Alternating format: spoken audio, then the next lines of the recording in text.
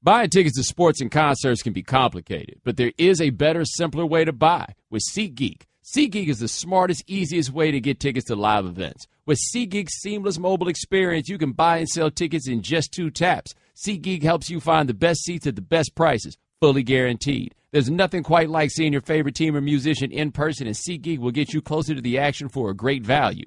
I have the SeatGeek app on my phone, and it's by far the easiest way I've found to shop for tickets. I could be anywhere, and with just a few taps, I can instantly find seats. I actually used SeatGeek to buy tickets to go see the Marlins and experience the whole thing. It was fantastic. SeatGeek is designed to make your ticket buying experience easier than ever. SeatGeek saves you time and money by searching multiple ticket sites to compare prices and find amazing deals. Plus, every purchase is fully guaranteed, so you can shop for tickets on SeatGeek with confidence. Best of all, my listeners get $20 off their first SeatGeek purchase. Just download the SeatGeek app and enter promo code Bomani today. That's promo code BOMANI for $20 off your first SeatGeek purchase. This is The Right Time with Bomani Jones on ESPN Radio or on the ESPN app.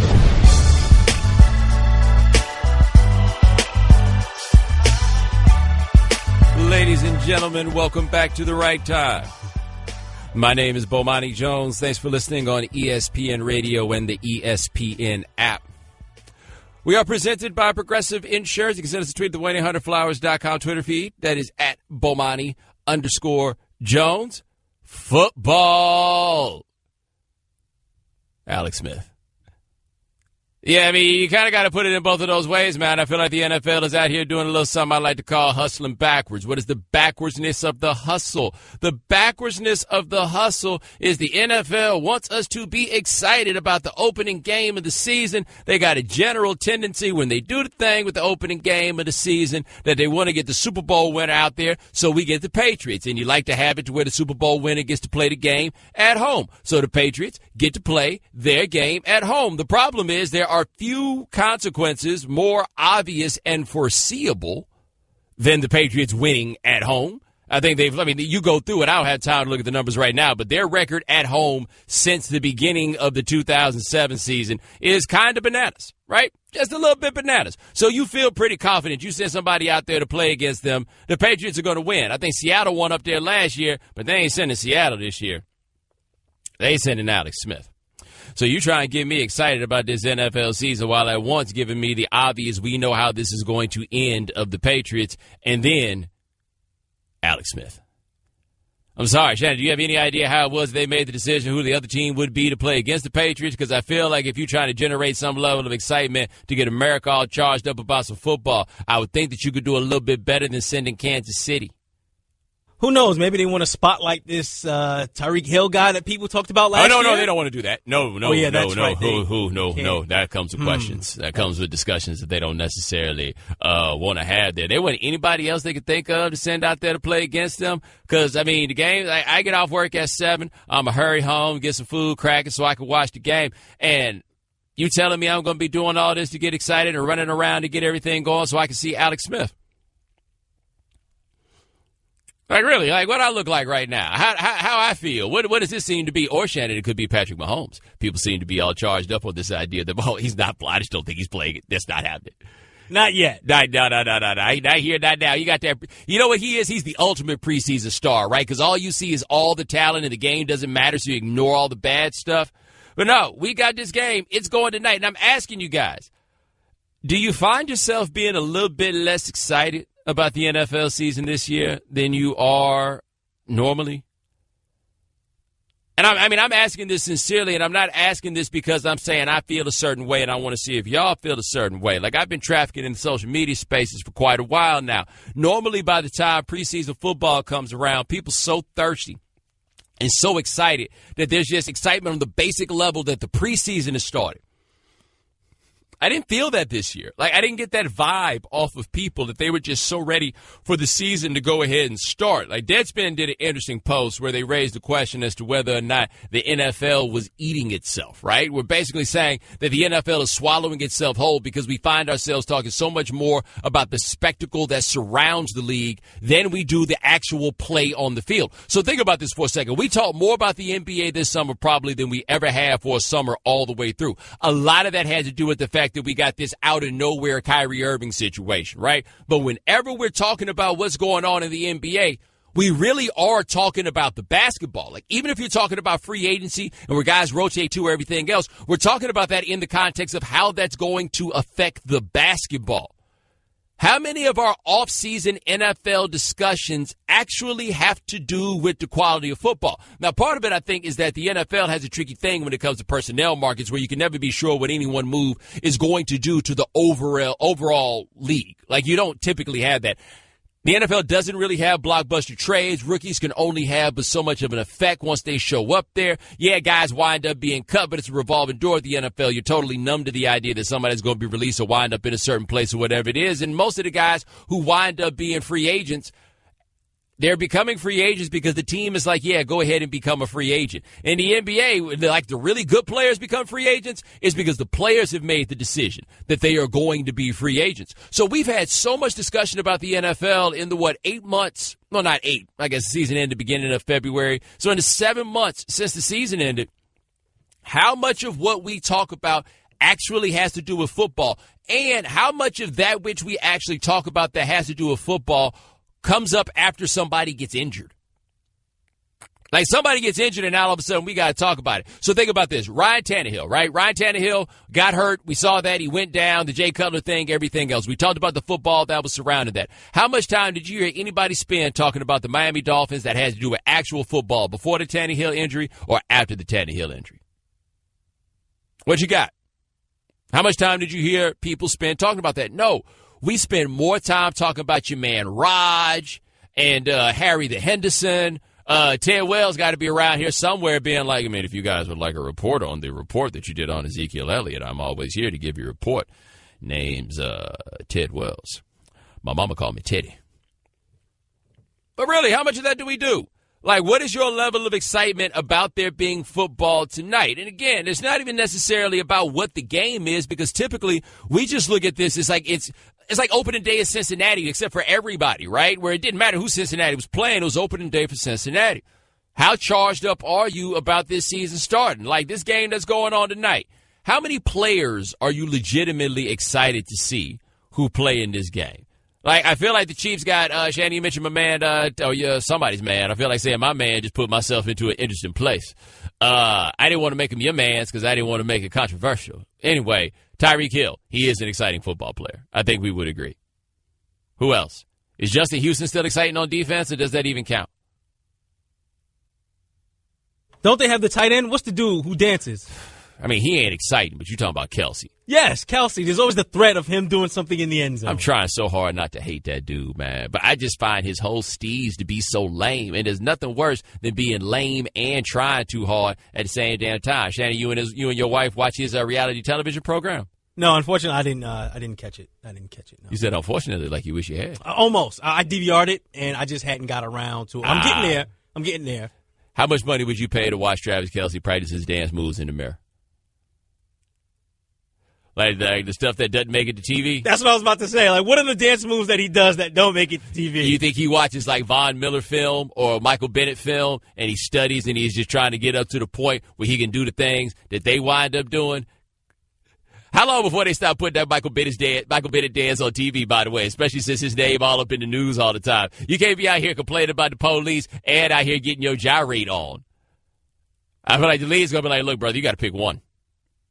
You got to pick one. And that reminds me, Shannon, haven't they opened it up and go get more celebrations this year? Yes, and even team celebrations, like group celebrations. We're bringing that back. Really? We're getting the band back together. Oh, God, Travis Kelce will be insufferable. Here's the thing. I think the group going to try to dance with Travis Kelce. Travis Kelce will be like, hold back, and tell him to get in a circle. And then start doing something to be like, all right, now what y'all do is y'all go Travis, go Travis, go Travis. Tell you one thing, I know one unit in the football that's going to lead the league in dance celebrations. Are you referring to the New York Giants wide receiving corps? Without a doubt. That is exactly what it is going to be. Is your man going to play this week, by the way? Still determined. Like, they haven't ruled him out. It's Sunday night. He's going to play. It's a big show. And somewhere Victor Cruz is like, I was the first one to dance. Remember that? It was me. I was doing the salsa. I'm the OG of this. I can see it now. if Odell plays Sunday and scores a touchdown, how nice would it be if he did a salsa in tribute to Victor Cruz? Do you think Odell has even noticed that Victor Cruz is gone? Hey, man, whatever happened to old head? Yeah, you know I'm talking about old boy that live uptown. Oh, he don't play no more. Oh, well, he was a good number 3 receiver. Good number 3. You need one of those. Okay, Kevin, for the grand prize of $1 million, what color is the White House? I know this. 5 seconds. Oh, switching to Geico could save you a bunch of money on car insurance? Okay. Judges? That's true, Kevin. They'll allow it. Congratulations. You're a winner. Woo! Geico, because saving 15% or more on car insurance is always a great answer. Ken Fahey at presnapreads.com will join us next segment. Ken Fahey will join us 4:30 Eastern, get you set up for the season. Also talk about the Nickel Package Podcast. 888-729-3776. That is our telephone number. And hey, it's Top Straight Talk. Brought to you by Straight Talk Wireless. Best phones, best networks. No contracts. We're talking about what there is to be excited about in the game tonight. Shannon, I think I kind of have something to be excited about. Brandon Cooks. He's kind of one of those players that I'm perfectly aware of and know of like as a fantasy entity, but I've never really watched him play that much football. What about you? Say he's been like 7-9 every year since he's been in the league.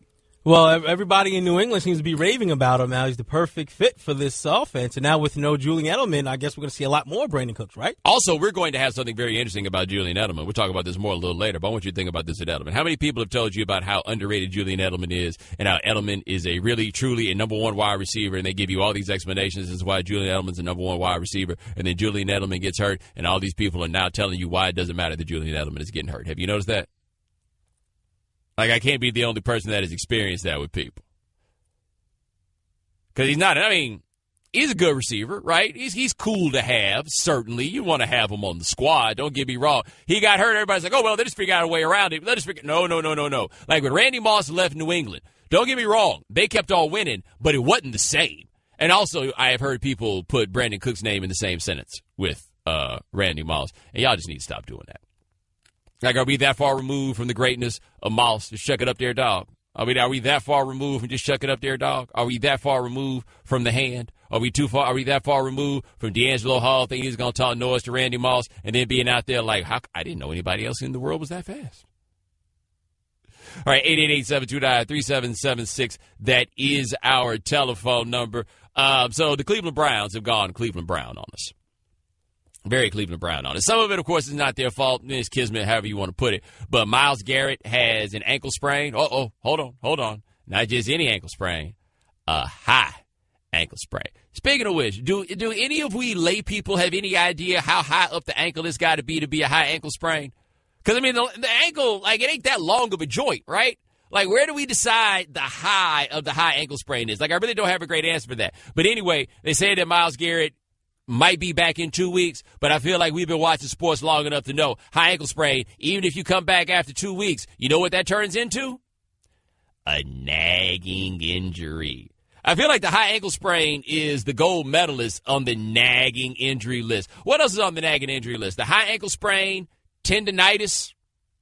And to be fair, tendinitis is like a lifetime lingering injury. I don't do anything athletic. I've been fighting tendinitis since 1994. And I'm not making that up. What else do we have here just in the nagging injury category? Because, like, the hamstring isn't a nagging injury. It can just pop up and get you. It's a lingering injury, which is not the same thing as the nagging injury.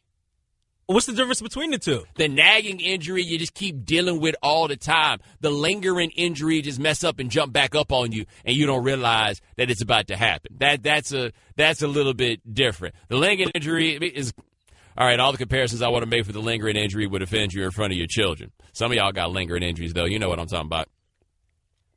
So yeah, Myles Garrett is apparently hurt, and then Calvin Pryor, who used to play for the Jets and got traded to the Browns. Speaking of which, when you get traded from the Jets to the Browns, how do you feel? Do you feel good? Like, because I feel like that's being transferred to a different jail, right? You just hope maybe they got better food in the cafeteria. Perhaps they have a better library. Like, that's what I feel like what it is going from one of those to the other. But Calvin Pryor went to work today, got into a fight with Ricardo Lewis, and he wound up being released, right? How has nobody found out yet what happened? How has nobody gotten to the bottom of this? Because remember, I didn't say they got into a fight at practice. I said they got into a fight before practice. All right, so at practice, you know, tempers boiling over everything else. Before practice, I feel like there are three options on what caused this fight. Her, money, or her money. That's got to be the three, right? Like it's got to fall somewhere within that. Before practice, and Shannon, it sounds like a parting shot was involved. I guess not terribly dissimilar than the Geno Smith one where they said that Geno told him I ain't got to pay you no money or whatever they said Geno said before that dude broke his jaw. What do you think this is? Like, what do you think this? Like, what do you think it was before Calvin Pryor went off? Perhaps it was, she wasn't your girl last night.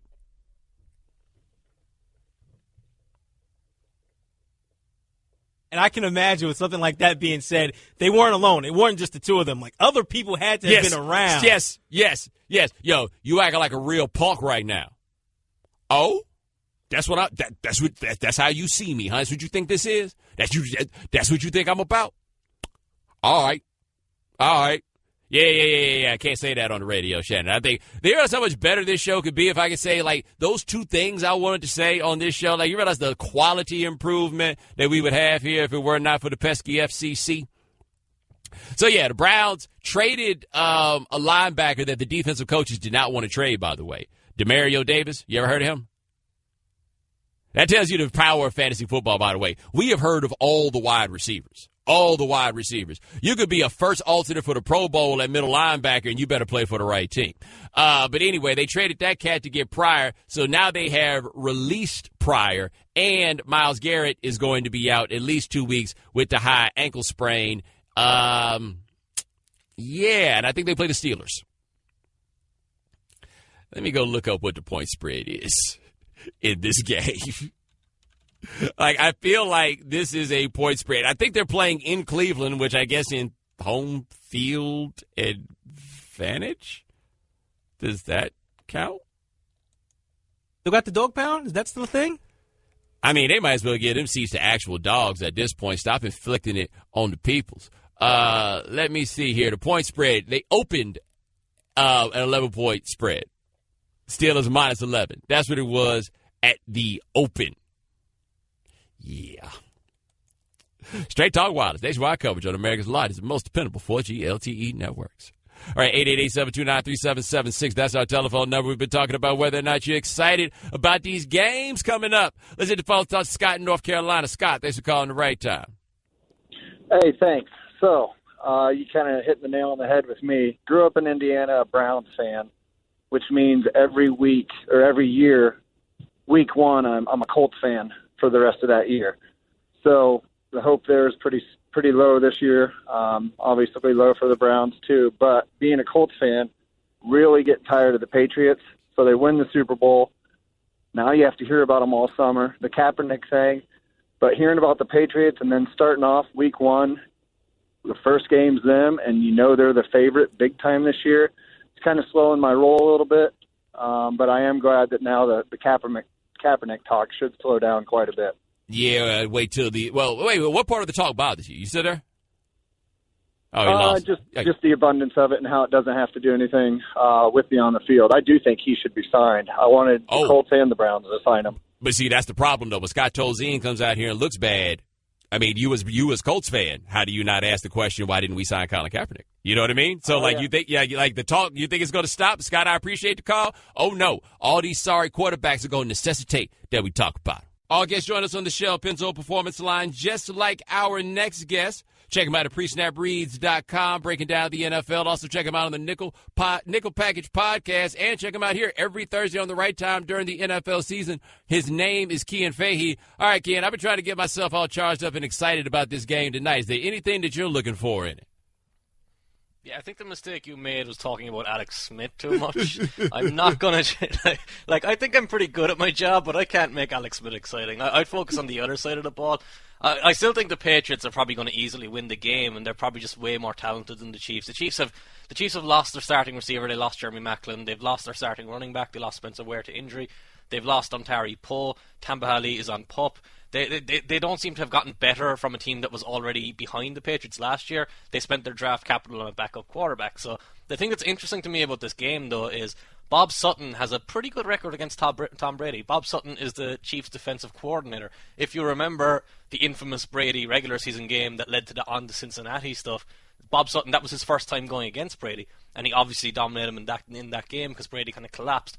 But in their playoff meeting 2 years ago, that's the only other time they've played, Brady's numbers were good and the Patriots won, but Sutton was able to bait him into a lot of mistakes. Like at the very end of that game, he showed pressure in a situation that was an obvious passing situation for the Patriots, and then he dropped everyone back, and Brady did something he never ever does. He stared down his first receiver, and he was looking straight at Tamba Hali in space, and threw the ball straight to Tamba Hali. The ball just bounced off his hands and went to Edelman. So if that battle, it may be tougher to watch. It's not something that stands out like a highlight throw or something like that, but if you try and look at what the defense is doing before the snap opposed to what it does after the snap, that might keep you awake a little bit if they get blown out.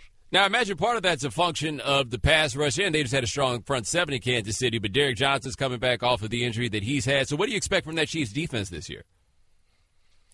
Well, the hope is that Justin Houston will be phenomenal again. They've got Chris Jones there, the defensive lineman, who looks like he's going to be really good as well. But after, you've got Marcus Peters as well. Marcus Peters is a lot of fun. That's probably the Asante Samuel that we've got in the league right now. The intimidating cornerback who teams think the guy is open, but you hesitate a little bit because you don't know that guy, if he's baiting you, if he's going to break on the ball. They've got some really good pieces. Eric Berry's a decent player as well.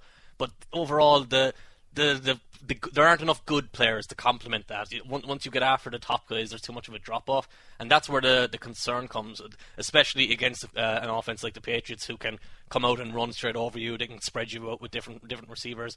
The last time they played, the big problem was going against Gronk. One of the things, obviously, going against Gronk is tough for everyone, but because Bob Sutton wants to be aggressive and he wants to make these different play calls and play press man coverage, they gave Gronk matchups all the time that Brady could easily win. I think Gronk caught 2 touchdowns in that game, and both of them were fairly easy. All right, talking to Kean Fahey, presnapreads.com and the Nickel Package Podcast. Now, speaking of Gronk, what are you looking for from him this year? Because after a while, you got to wonder if the injuries are going to stack up, right? Yeah, and Belichick is typically a guy who will pull the plug pretty quickly. He's not going to keep Gronk around just because he thinks he needs Gronk. I would expect if he's somewhat healthy, if he's even 90% of what he was before, he'll still be tight end of the league. This guy was so far ahead, could drop off a little bit. It's kind of interesting because I thought they would have made more of an effort to re-sign Martellus Bennett just because he's always been durable, he's always been consistent. They've got Dwayne Allen behind him now, and injuries have been an issue for him, and consistency have been an issue for him. So maybe you can take that as a sign that Gronk is going to be good. But if he's on the field, you expect Gronk to be dominant. He's such an advantage for Brady as well, because when he's on the field, he's basically a 6th offensive lineman who can run routes and get open and no one can cover. So no matter what the defense comes out in, if they come out in a pass alignment or if they come out in the heavy package, Brady can just audible straight away and go to Gronk because he knows Gronk will have a matchup advantage. All right, John Kean Fahey here, presnapreads.com here on the Right Town. Now, switching gears a little bit, how do you figure the Steelers are going to look this year now that they got Martavis Bryant back? Man, if you want to get excited about football, this is the offense to look at. Bryant, to me, is one of the best receivers in the league, one of the most exciting receivers in the league. I tried to explain this on the podcast this week. I'm not sure how good of a job I did, but I kind of, like, you're going from having Kobe Hamilton and Sammy Coates on the field, and those are guys who need to be schemed open, they need to be thrown open, they give the quarterback a very small margin for error. And I compared it to if you have Patrick Beverley as your point guard in the NBA, he goes and stands in the corner and waits for someone to pass him the ball, and if he's wide open, he'll shoot the tree. If he's not, he can't do anything on his own. Whereas Bryant is more like swapping Patrick Beverley for Steph Curry, because he can create anything you want him to create. He offers you a wide margin for error. He can beat any cornerback in press coverage. If he doesn't beat that cornerback, he can still adjust at the catch point and pull an accurate ball in. So you put him into that offense now, and he's playing across from Antonio Brown, and Antonio Brown is probably the best receiver in the league. So now if you're facing the Steelers, on every snap, you want to keep both safeties back and both cornerbacks outside on their guys. So if you do that's fine. You might be able to contain those guys. They'll probably still be able to throw the ball. But if you do that, you've now got to try and account for Le'Veon Bell underneath. So if you're Ben Roethlisberger, you are always going to have a matchup you want. You're always going to have guys who can create at the catch point or create after the catch with the ball in their hands. And I think if teams kind of account for Bryant, then Le'Veon Bell is going to have an absolutely massive season. Or if they do what like the Patriots did in the playoffs last year, where they doubled Brown and they doubled Bell when he was on the field and forced Roethlisberger to throw to one-on-one to Hamilton and to Sammy Coates, then that means Bryant is going to have a huge year because no one can cover him one-on-one. Now, one of the reasons I like your work is you do film study and you're more concerned with the process and just the numbers that you wind up with at the end. Now, with all these miles that he's got on him, what are you looking for Ben Roethlisberger this year? Like, how much do you believe he has left? So, I don't know if you saw that picture that was going around from the start of the year where he had an ice pack on his shoulder, an ice pack on his elbow, an ice pack on his hip, and an ice pack on each of his knees. But that wasn't exactly making me optimistic. Roethlisberger had a really weird season last year. It does kind of split a lot where he's great at home and not so great on the road. But in the accuracy numbers I charted, he had the widest variance between having accuracy percentages over 80% and accuracy percentages below 70%. But within 70 to 80 is kind of normal. So those are great games and awful games. And I just don't really know what to expect from him. I think because the pieces around him are so much better, and because we've never seen Antonio Brown, Martavis Bryant, and Bell and Roethlisberger on the field together. Like they've played, I think, 28 snaps or something like that together in their careers. So he's going to have such an easy role in that offense. I think he's good enough that he will be more consistent this year and be more effective and allow them to be explosive. All right, we're talking to Key and Fahey at PreSnapReads.com. Also check out the Nickel Package podcast on ESPN. Seattle got Sheldon Richardson in a trade. That seems unfair from where I'm sitting. Am I missing something here? Yeah, this is a typical Seahawks move where they're doing anything possible to make the roster better, where they're not kind of being conservative or being cautious. It's basically what they did with Percy Harvin, except for their defense, and that's terrifying because when the Seahawks have had a very good defense the past couple of years, but when they had that historic defense that won the Super Bowl and that destroyed Peyton Manning in the Super Bowl, they had interior pressure that they consistently got. Now they've got Frank Clark, Sheldon Richardson, obviously, Michael Bennett and Cliff Averill as their front four rushers, and that's four rushers on a team who can all win one-on-one matchups, so they can all win in tight or win in space. Most teams are desperate to just have two. They've now got four. And what that means is they don't have to blitz, and they can keep all their defensive backs and keep all their linebackers in their coverage assignments that they want them to keep them in. And that's when they kind of squeeze the life out of you, because you know what coverages the Seahawks are going to face. Smart quarterbacks know that they have to try and manipulate Earl Thomas and stay away from Richard Sherman, but they know where they want to go with the ball. That all sounds a lot easier to do when you have time in the pocket. When that pocket's collapsing around you with only a four-man rush, you've got no chance. Yeah, speaking of the Seahawks, do you expect them to have an NFL-caliber offensive line this year? No. The Seahawks paid, I think, $7 million to Luke Joeckel this year, and that doubled their spending on their offensive line. They're very purposely not going forward with a good offensive line. They spent the least amount of money in the league on the offensive line for the second year in a row. And it's something that they're going to work around. It's something that they can work around because Russell Wilson doesn't need to play in specific structure. He's not a quarterback who's going to get the ball out instantly. He does get out of the ball quickly, but he's not always going to get the ball out.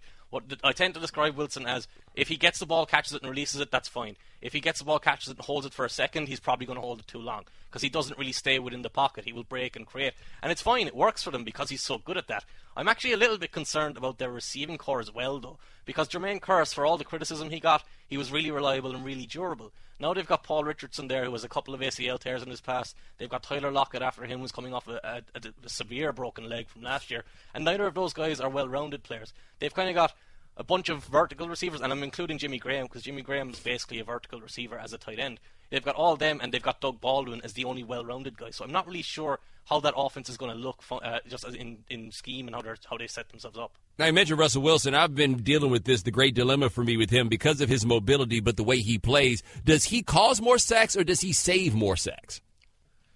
Not to criticize you on your own show, but that's not really the question. That's not the way I would phrase the question. He causes more sacks than he avoids. That's true. But the benefit of what he does creating after, when the play breaks down, he leads to more big plays. So if you're getting, you see this a lot with Tyrod Taylor, where people will say, oh, if he made the throws that he was meant to make, he would be whatever, he'd be a great quarterback. But then they ignored it when he creates and evades sacks. But the thing about that is, it's not just that he's avoiding the sack. It's that he's creating a 30 or 40 yard play when if he avoided the sack, it might have been just throwing the ball away. So if you talk about Alex Smith, who we're coming back to for tonight, he will extend plays like that as well a little bit. Obviously not as good, but when he gets outside the pocket, he's looking to throw the ball away. When Russell Wilson does it, he's looking to find someone in an advantageous position downfield. So, like, there should be no real argument at this stage that Russell Wilson largely outweighs his negatives with his positives. I think the question is more, does he do it to the point that he's a top 5 or a top 10 quarterback, or is he top 12, 13, 14, whatever way you want to break it down? That's Kean Fahey, who is allowed to criticize me on my own show. Check him out, PreSnapReads.com. Also, the Nickel Package Podcast, which you'll find on ESPN. It'll be here every Thursday through the football season on the right time. Thanks so much, my man. I appreciate it. Thanks, man. NFL season gets started tonight, baby. Patriots and Chiefs. Are you excited? Are you gassed? Are you hyped? Let's hit the phone, talk to DJ Mike Hitman. Mike, what's going on? Hey, Bo, what's going on, Bo? Hey, Bo. Now, this is my point of view.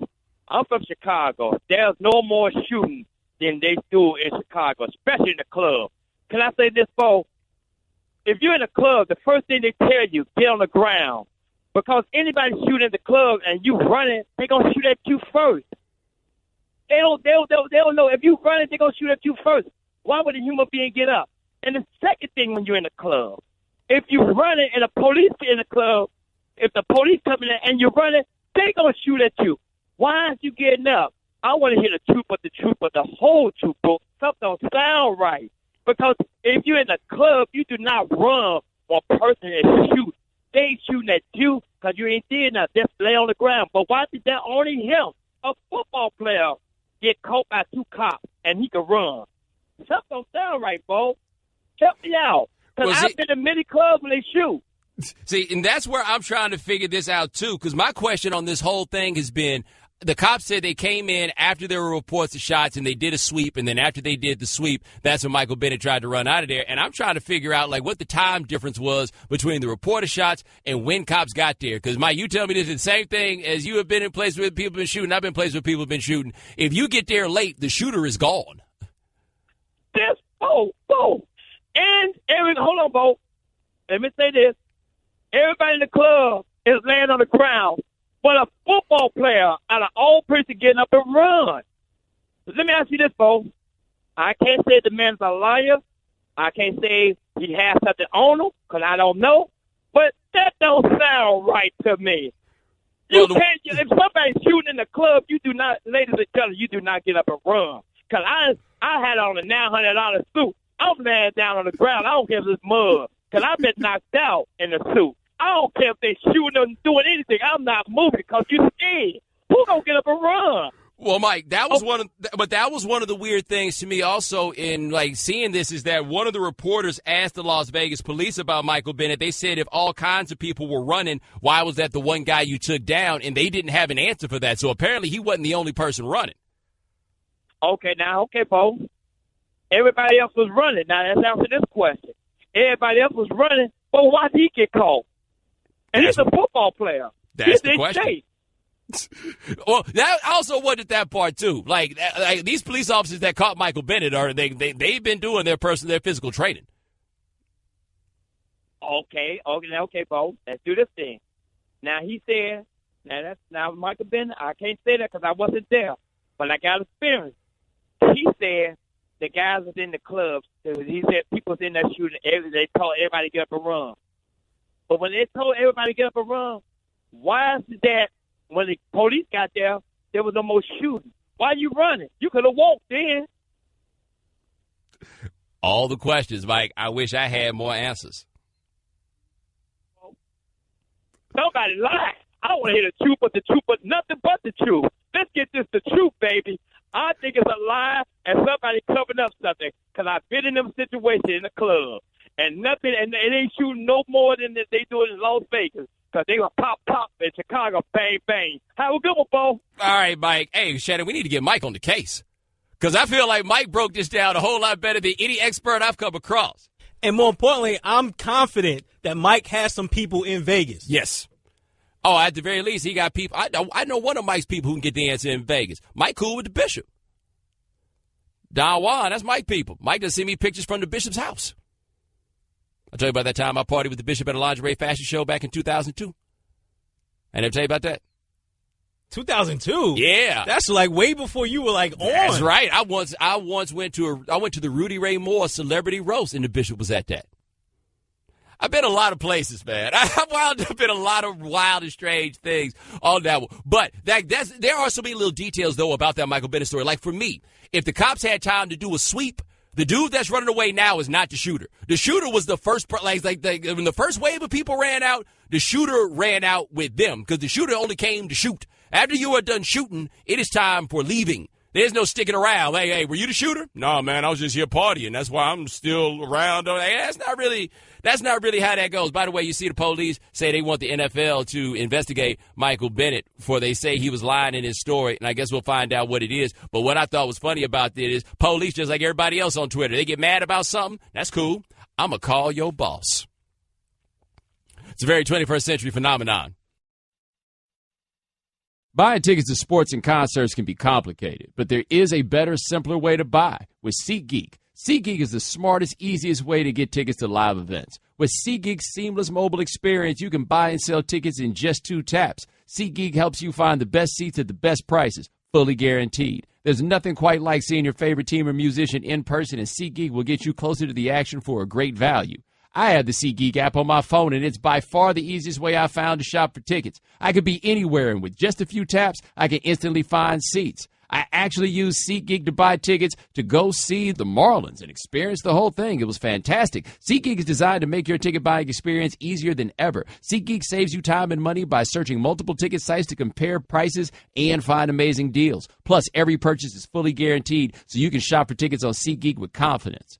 Best of all, my listeners get $20 off their first SeatGeek purchase. Just download the SeatGeek app and enter promo code Bomani today. That's promo code BOMANI for $20 off your first SeatGeek purchase. This is The Right Time with Bomani Jones on ESPN Radio or on the ESPN app.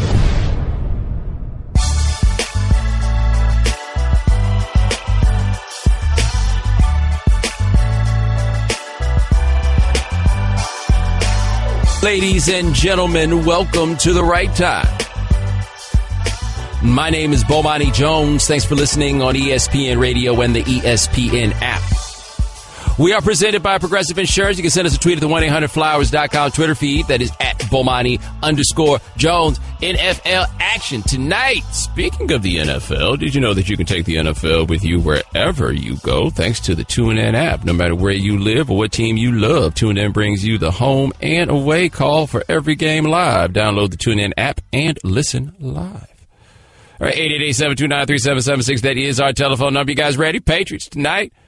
There are a few bets that are surer than the Patriots winning at home. That is what they do. They don't lose at home very often. They're playing against the Kansas City Chiefs. So, I mean, most of us, I think, feel pretty good about them getting a W out here tonight. And I feel like, so we came into this season and people were talking about this idea of the Patriots going 16-0. Now, this is before Edelman got hurt, but people still were talking about this idea of the Patriots going 16-0, which I just found to be a bit of a reach. Like, and because I feel like, for you to be a team that we're legitimately talking about being 16-0, you've got to be so demonstrably great for me to even entertain this as a discussion. So they did have a team that went 16-0. Obviously, they went 16-0 in 2007. However, what happened in 2007, they added Randy Moss. Now, we did not know how much Randy Moss had left in the tank at that point, but what got them there was they added Randy Moss.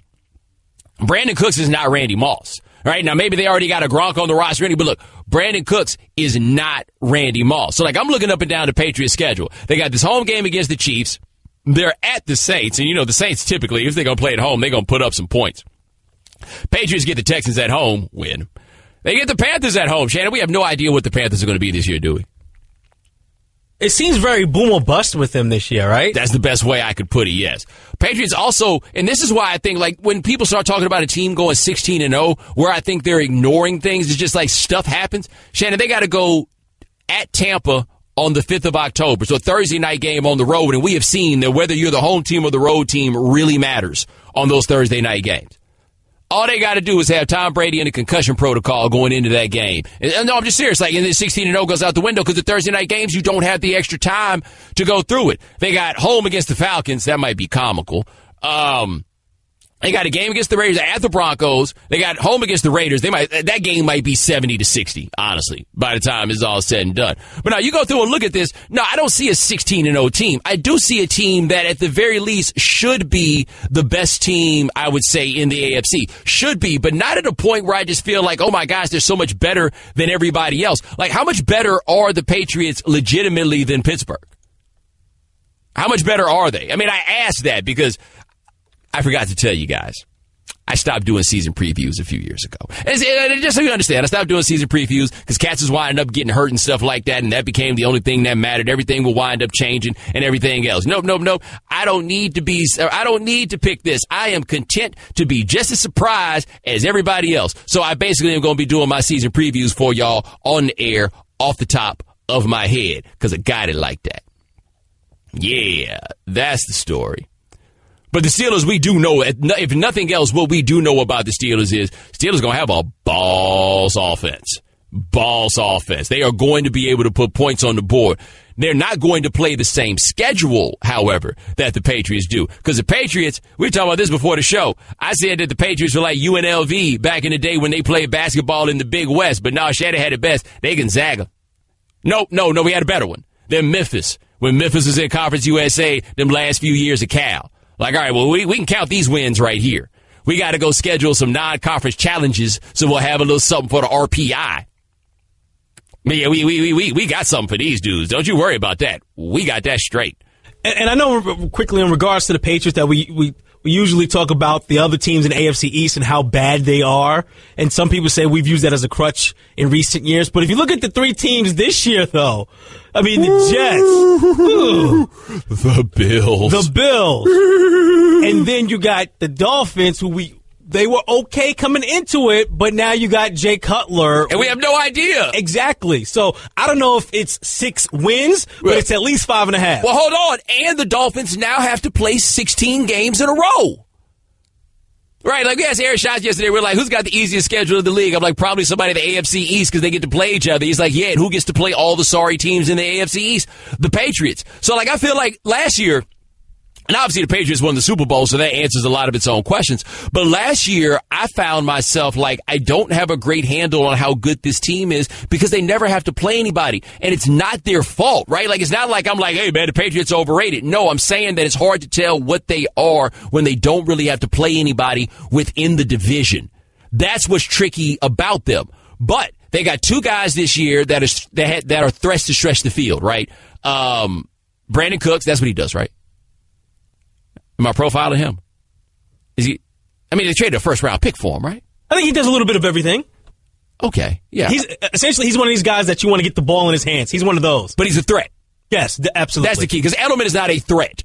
Edelman is an option, but I would say that Edelman is not a threat. Now, Chris Hogan, he is a threat. He is a legitimate threat. Like, he is in the league on the basis of his athleticism. That is why he is there. Now, Shannon, is his athleticism deceptive? No, he's a legit athlete. I think he's like, what, 6'2", something like that? Well, also, he played lacrosse. Like he ain't a full-time football player. You know what I mean? Like, he's out here because, look, I'm big and I'm fast. That's that guy. Speaking of deceptive speed, did you watch Tennessee and Georgia Tech the other night? Football game, Tennessee, Georgia Tech, right? And so the Marshall kid, Taquan Marshall, was out there playing for Georgia Tech, but he took a big hit, and they brought in the backup quarterback. And he got in there for one play. And let me tell you something, Shannon. If he had speed, it deceived no one. No one at all. I was like, oh, my God. What is he doing out here? Was he recruited to play for Jay and Gailey? I was getting ready for all the deceptive speed jokes. Man, it was taking him so long to get out to the side, it was ridiculous. I would make a comparison for that, but hey, I like my job. 888-729-3776. That is our telephone number. But no, Hogan is a threat. We figured out who's going to play running back for him this year. They got Gillislee, right? Is Deion Lewis back from his 8th ACL tear, whatever it is? The dude that should have won Super Bowl MVP last year, does he still play for them? Because for all I know, the Patriots released him in a huff. What was that dude's name? Jonas Gray ran for 200 yards, and the Patriots put a stamp on him and said, kick rocks. You remember that? Yeah, like that's who they are. This is what we've got from them. So I think they're probably the best team in the AFC, but it wouldn't surprise me if the Steelers came out with a better record. Right now, their running back core consists of James White, Deion Lewis, Mike Gillislee, and Rex Burkhead. The fan favorite. How many Rex Burkhead jerseys have they sold already? How many of those do you think Brandon Cook's coming into the store like, hey, man, how come y'all ain't selling my jersey? We ran the numbers. We think this Burkhead will sell a little faster. Everybody that's been trying to find somebody to replace that Woodhead jersey, got you right here. And while we're also talking about the Patriots in the wide receiver core, they did trade for Philip Dorsett. Remember, he's supposed to be fast guy out of Miami? That's right. I get the feeling he's going to play the role of Aaron Dobson. And what was the other one that year? Tompkins? Where I'll call one of them Featherstone and the other one Stone Hands. Now, granted, Featherstone is Stone Hands, but they had enough stone in their hands to go between them. Kevin, Dorsett, yeah, because they traded him for Brissett, right? Patriots just like, we got surplus. Patriots are the team. You remember when your man Gordon Miller used to be in the fantasy league and draft all the quarterbacks and make people trade for them? Is that not the Patriots? Right, they spent a relatively early pick to get Garoppolo. They got Brissett in the third round when they already had Garoppolo, and then Garoppolo isn't even the one they traded. Brissett's the one they traded. Next year, what they gonna do? Take another quarterback early. Just sit on them. Like, nah, we don't actually need players. It's cash money for them. It's all surplus. All right, 888-729-3776. That's the telephone number. Hit the phone. Talk to Greg in Wisconsin. Greg, thanks for calling the right time. Well, we got to talk about tonight's game. I'm trying to drive through Wisconsin and stay awake, and you're trying to keep me awake by saying that Alex Smith is going to be headlining a primetime football game. I fell asleep while driving. You got to stick around till the 6 o'clock, baby. During the 6 o'clock, we got the Alex Smith jokes. This man is handoff, maybe not a handoff, maybe turn around, play action, check down, throw it away, look back at Andy Reid and say, did I do it right? He is the most boring quarterback I've ever seen, and he's going to play against the GOAT. It's going to be 51-3, and I'm watching it because I got Chris Hogan on my fantasy. I have Chris Hogan on my fantasy team this year also. Like, I'm really dependent on him to deceive with all the speed. And, Greg, I appreciate the call. Yeah, the Alex Smith thing. Alex Smith is such a polarizing figure, by the way. Such a polarizing figure. And who is he polarizing among? Those who are mediocre and the rest of us. All right, 888-729-3776. That's our telephone number. Give us a call. Coming up next, we got your phone calls. Also, Urban Meyer dropping the ether on a former assistant of his. Find out who and how on ESPN Radio, the ESPN app, Sirius XM Channel 80.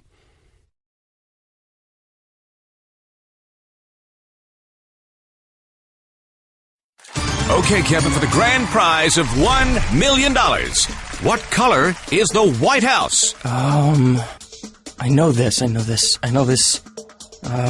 5 seconds. Oh, switching to Geico could save you a bunch of money on car insurance? Okay. Judges? That's true, Kevin. They'll allow it. Congratulations. You're a winner. Woo! Geico, because saving 15% or more on car insurance is always a great answer. Ladies and gentlemen, welcome back to The Right Time. My name is Bomani Jones. Thanks for listening on ESPN Radio and the ESPN app. We are presented by Progressive Insurance. Dominique Foxworth, the undefeated, will join us next segment. Dominique Foxworth will join us at 5:30 Eastern. Get instant gold status at Shell. Join the Fuel Rewards program now at fuelrewards.com/gold. 888-729-3776. That is our telephone number. We've been talking a little bit about the NFL. Season starts tonight, Patriots, Chiefs. But apparently people want to talk about their general reactions and what happens when somebody starts shooting at the club. Let's hit the phone and talk to ZP in Indiana. ZP, thanks for calling the right time. Yes, VP, Bo. How you doing? Appreciate taking the phone call, man. Yes, sir. No, my thing is I'm trying to figure out, what's going on with the whole situation too, and see how it plays out, and also about the cops not having their cameras on. So they got the cameras, so why they don't have them on? But my thing is, I've been around where people start shooting, and bro, it's got 2 words for you: I'm gone. I'm not asking no questions. I'm running. Most of the time, somebody coming up inside of a club or somewhere, they coming up to you and they gonna come straight up and shoot you. If you running, the aim ain't that good, bro. I would say this. ZP, I appreciate the call. I am surprised by how many people who think it's peculiar behavior to run away when somebody starts shooting. Now, Chad, I haven't seen this, but the video the Las Vegas Police Department put out, apparently when Michael Bennett was running, other people were also running. Yes, that's what I saw. He wasn't the only one running. Right, like there was other people who were running. Like when the shots rang out, it's typically hit the ground, okay, see what's cracking, now we run. Now, I also said before that if you're in one of these situations and by the time the cops got there, chances are the shooter isn't there, and somebody said to me, well, the Pulse nightclub, like many active shooters, the shooter was still there. Okay, how many people got shot at the Pulse nightclub? Like, it was in the dozens, right? Like, multiple dozens or approaching the second dozen? Yeah, the guy was still there when that many people got shot. We can't even call this situation with Michael Bennett an active shooter because nobody was actually shooting. Right. Like, active shooter, we in this, what I call this law and order society. What I mean by law and order society, I mean it's all them people who watch Law and Order so they think they are lawyers, right? So they throw out all the terms and everything else in those circumstances. You can't say it was an active shooter. They weren't shooting. For the in the Pulse nightclub, 49 people were killed and 53 were injured. Yeah, I mean, yes, that guy was probably still there. And yes, Shannon, that is a lot of people. Please don't compare that to this thing here where there wasn't actually a shot. That fair? 888-729-3776. That is our telephone number. Switching gears just a little bit. Urban Meyer did an interview with CBSSports.com. He was talking about a bunch of different things in his interview because, Shannon, he put on his cape for Kevin Sumlin. He said, with Kevin Sumlin, where he felt like he was being done wrong the way they were talking about him. Coincidentally, Kevin Sumlin and Urban Meyer have the same agent, right? Except you know who else has the same agent as Urban Meyer?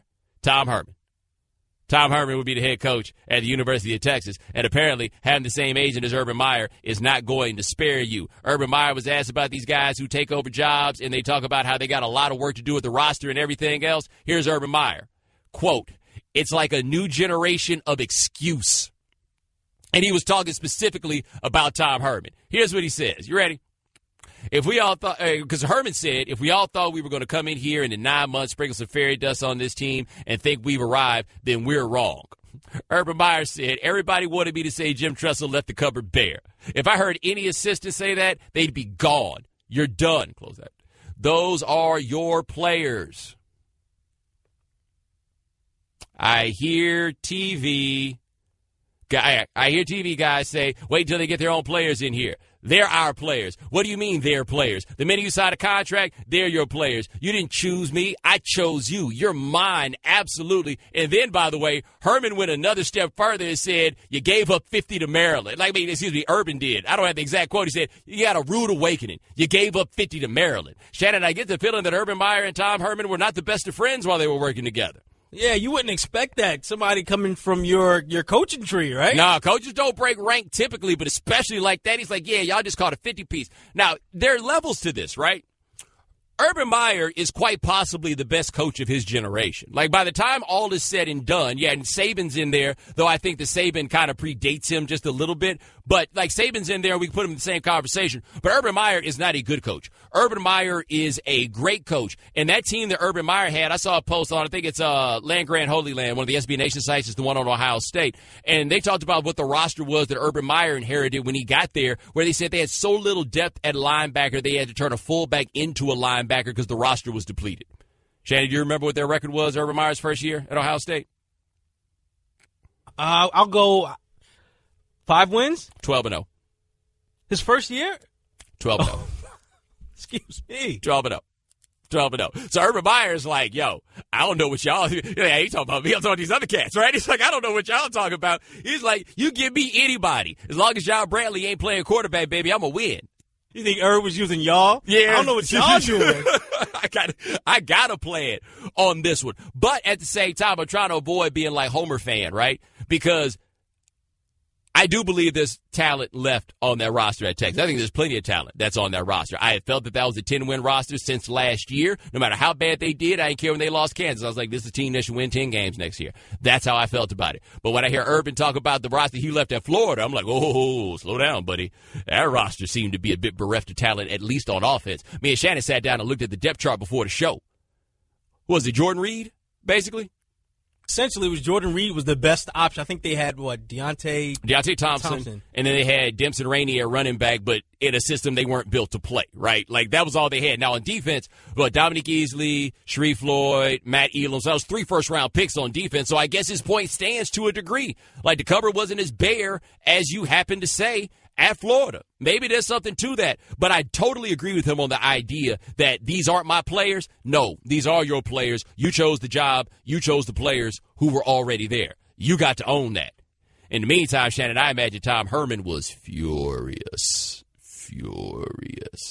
So what you trying to say? Like of all weeks, we coming up letting Maryland drop 50 on our home turf. Mm-hmm. And you want to come say this now? Let me tell you my biggest problem. The week that Maryland dropped 50 on our home turf in Austin? You know, I understand what it is that you're trying to do, and you're failing miserably. With a true sophomore quarterback who tore his ACL? What a jerk. How about this? Let me say this about Tom Herman. You know my biggest problem with Tom Herman? He's in Mensa. You know what Mensa is? Mensa is this club for people who think they're smarter than everybody else, so they join Mensa to show people how smart they are, and then ostensibly to hang out with other really smart people. Now, Shannon, you know my background, right? My parents got PhDs. You know the circles I've traveled in, the people I've been around. I don't know a single person in Mensa. Not a one. You realize, like, what a jerk you have to be to decide that that's what you want to sign up for? Like, that's the club. I'm too smart for the rest of y'all, so I'm going to go to... You know what a jerk you got to be. Like, really, let's stop and think about this. You know anybody who's in Mensa? Ask yourself. I asked Pablo. Pablo went to Harvard. He said he didn't know anybody that was in Mensa. You know why? Because he went to Harvard. They ain't got to go to Mensa. That's enough. Better not get embarrassed by USC. Anyway, coming up next, Dominique Foxworth, the undefeated. Going to talk about that fight the Browns had. Also about Zeke Elliott on ESPN Radio, the ESPN app, Sirius XM Channel 80. If you travel for business, you know it's a game of wins and losses. Having a seat next to you, open seat next to you on your flight, win. Person in front of you reclining that seat, loss. Buying your business trip at Upside.com. Well, that's not just a win, that's a triple win. Number one, Upside has the absolute best available prices for flights, hotel, and rental cars. Win number two is that Upside will reward you with a gift card to places like Amazon.com every time you buy a business trip. And number three is the amazing 6-star service from Upside's customer service specialists. They call them navigators. Upside navigators are instantly accessible 24/7 on the Upside app, even reaching out to you to help you avoid a problem before it happens. And I'm going to start your Upside 6-star treatment right now. Go to Upside.com and use my code Bomani, and you'll get a minimum $100 gift card to Amazon.com. That's code Bomani for a minimum $100 gift card to Amazon.com when you buy your next business trip at Upside.com. Upside.com. You deserve a better business trip. Minimum purchase required. See site for complete details. Ladies and gentlemen, welcome back to The Right Time. My name is Bomani Jones. Thanks for listening on ESPN Radio and the ESPN app. Our guests join us on the Shell Penzo Performance Line. Just like our next guest, check him out at theundefeated.com. Also, if you see him on television, you'll get to see that clip of that time he was face first on the ground and somebody was running past him because our good friend Eric Rydholm likes to antagonize him. His name is Dominique Foxworth. Dominique, how was Morocco, man?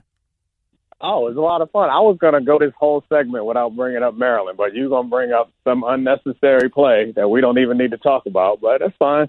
I'm still going to stand by my plan. You ain't even watched the game. You ain't even watched the game. Right. I did. I asked you, do you still rock with Maryland, and what did you say? Well, I paid my dues, so I can jump on and off the bandwagon whenever I damn well please. Not only did I go there, but I played there for 4 years for free. So if I want to be a Maryland fan when they win, that's fine. If they get blowed out next week, I ain't going to be paying attention to them. But for this week, I'm proudly wearing my Terps football apparel. You shouldn't be. You know what you shouldn't be wearing. That's for damn sure. Yeah, I'm wearing an Outcast T-shirt, the greatest of all time. We're talking to this jerk named Dominique Foxworth from the Undefeated. All right, so the season starts tonight, but before we get to the people who are actually playing, what did you think about this story of Calvin Pryor getting cut for fighting a teammate before practice?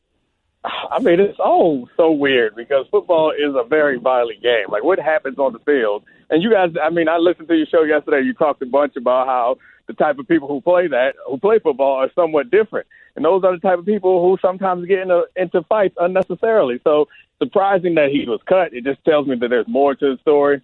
And normally the person who wins the fight is the person who gets cut. you never cut a guy who starts the fight and loses. So that gives us a little insight. I remember in college, since we're talking about Maryland, we had Sean Merriman got in a fight with somebody and winter workouts, and he was much more valuable than the person that he was fighting. He started the fight and he won the fight. And you know who got in trouble? The person who was unconscious after the fight, which was not Sean, because Sean was more valuable, and that's what it comes down to at the end of the day. So tell me this, do you think that this fight was over her, over money, or over her money? I'm not even going to jump into that, but that's always a good guess. I don't know, coming out of training camp, you develop these rivalries, especially with DBs and receivers, because you go up against each other every day. There's a lot of trash talking, and sometimes some people don't know where the trash talking ends and where real life begins. And for them to have this carry all the way into the season opener is pretty unfortunate. I mean, I'm not going to venture a guess on what it's about, but I think you know. We're talking to Dominique Foster, the Undefeated, here on the Right Time. Staying with the salacious side of football, the Ezekiel Elliott story. I think we've talked on a bunch of different levels about the NFL's role, trying to get to the bottom of what happened. But what did you think when you found out that Lucky Whitehead was part of the story? Poor Lucky Whitehead, man. That can we change his name? I think you changed his name at one point. Lucky, yeah, that's what it was. That's what it was. L. Whitehead, because he is not lucky, man. Just getting dragged into all the nonsense. He just want to have a good regular NFL career, but the NFL can't leave him alone, or apparently the police department. But I thought it felt bad. Now you feel bad for him, but like out of nowhere, you get these texts or whatever it is. Like, at what point did he find out the trouble that he was starting by this? I don't know. It's never a good time when your name is involved in that. And I mean this new Lucky Whitehead thing is smaller in comparison, in my opinion, when you were falsely accused. Back then, like, he had more reason to be upset about that than anything else. He lost his job. He was making good money, and he lost his job for something that he didn't commit. Like, that is the big Lucky Whitehead strike when he became L in your world and in mine. Yeah, but man, Zeke Elliott's ex-girlfriend hits him up on the Facebook. He's like, yeah, what's up? Like, I feel like that's a self-imposed L. I mean, I went on a limb last season before the season started saying I like Lucky Whitehead because of his social media personality, and he has some speed and talent. And ever since then, it's been all downhill for him. But, yeah, you got to stay far, far away from other people's friends. That is a good rule to have. All right, we're talking to Dominique Foster with the Undefeated here on the Right Time. All right, we got the game tonight. We got the Patriots. We have got the Chiefs. Tom Brady, we're in the 40s now. Right? Like, I'm not going to be the one to try to bet on when the slippage is going to really occur, but how long can you reasonably bet on him still being Tom Brady? Yeah, I mean, as they say, Father Time is undefeated, but Tom Brady is giving him a run for his money. Last season was incredible, and I don't think anybody thinks that he's just going to fall off a cliff this season. I remember when we all thought we saw what the Chiefs did to him on that one, was it a Thursday night game? And we all were like, hey, well, maybe it's getting to the end of the rope. He went and reeled off a bunch more wins than a Super Bowl win after that. So I can't imagine that any of us are anticipating. Are you going to bet against Tom Brady tonight? I'm not going to bet against him, but I'm not going to let you act like you ain't the one that's come on the radio saying that maybe Tom Brady ain't that good. Oh, yeah, no, I'm not backing off of that. Like, I'm not saying that he's not good. He's not accomplished. He's very accomplished. But I think when you watch the games, you watch the film, you see what's going on out there, that Tom Brady is a very good, very successful, very accomplished quarterback. But the key to what they do is scheme. And I think Tom Brady executes it quite well. But I think that there aren't very many other coaches that can do what Belichick and his staff has done. I think there are quite a few other quarterbacks, given that situation, that can do what Tom Brady has done. And I mean, I don't think that anybody can really argue with that. All right, now, not even to antagonize, like, seriously, like, when on the film, when you see Tom Brady, like, where do you think there's a weakness in his game right now? Well, I think getting the outside throws, like, their idea of going deep is normally hitting the seam, but I'm not saying that his game is weak. I think what he does better than anybody else is what Peyton Manning did. I think Tom's doing it better now than he ever has. It's pre-snap manipulation and understanding what the defense is trying to do before the snap starts. And if you can train a guy to do that well, which Tom does well and is easier said than done, then I think there are many guys who have the arm strength, the accuracy, the awareness, the ability to read a defense in the course of play. There are lots of guys in the league that can do that as well as Tom Brady. Like, I got Drew Brees to be one off the top of my head, but I think that what he does and what he's learned well is to manipulate defense, and I think that's a product of working with good coaches, and he's gotten better and better at that over his career. So I think that other quarterbacks have the mental capability and the skill set to do that also. Tom Brady is the one who's done it, so I can't take anything away from him. He got 5 Super Bowl rings. I'm not going to sit here and say that he's not one of the greatest to do it of all time, but I think it's also a matter of circumstance, which, I don't know, people have a hard time with that when I start to throw that out there because especially people who've had success in their life, because it flies in the face of the idea that the success that they've had in their life is not only because of them, but it's also because of their circumstance. So when I start talking about that, people get uncomfortable because maybe you aren't as successful as you are just because you're as great or you work really hard. Maybe there is some luck involved, but nobody likes that conversation. We're talking to Dominique Foxworth, the Undefeated, here on The Right Time. All right, man, tell the folks about the podcast you're going to be on. Oh, yeah, we are doing the Nickel Package NFL podcast. It's a series of 5 podcasts. One comes out every day. Mina Kimes and I do Thursdays. And I think, she's the only woman. I'm the only non-white male, so it is Minority Thursdays. It is twice as good as the rest of the days, and we get paid half as much. But it's still the best day, so download it, listen, enjoy, send us questions, and we're having a lot of fun so far. 2 weeks in. And also, don't forget, Kean is Irish. If you go have a discussion, if you go have a discussion about minorities, it ain't gonna be long before somebody mentions Irish. That don't count. Kean fly right in. They accept him just fine. All right, and every Tuesday here on The Right Time, you will be able to hear Dominique Foxworth. My man, thanks so much. I appreciate it.